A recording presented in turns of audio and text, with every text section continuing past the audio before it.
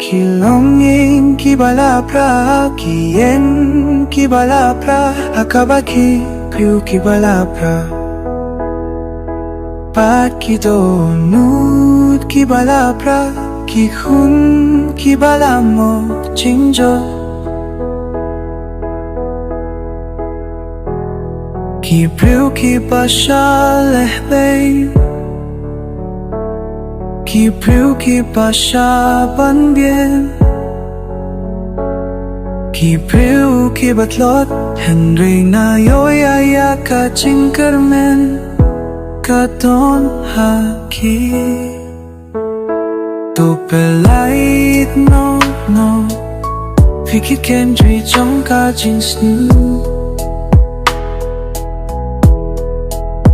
To pelait no vì kỳ bỏ cả chính đông. Vì kỳ bà xa bên sĩ đông bên.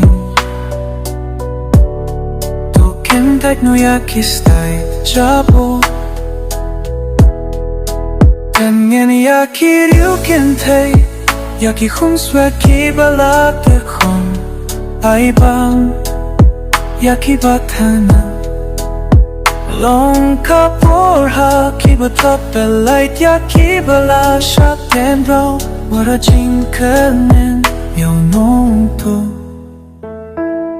Ngayon ya ka jingkyrmen ka don haki. Ni hot ya ka ho. Ni hot ya ka jing shisha. Ni hot ya ka jing su halor. Kiba shem jing janjan. Ki longing, ki balapra, ki hin, ki balapra, hakabaki, piu ki balapra. Pat ki donut, ki balapra, ki hun, ki balamo, jinjo.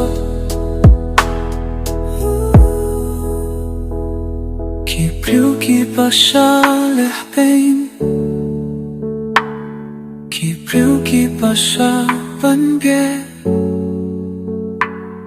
Ki piu ki batlot Henry nga yoyaya ka jingkyrmen ka don haki. I tried to sing up to sing me ki jingkyrmen. Go try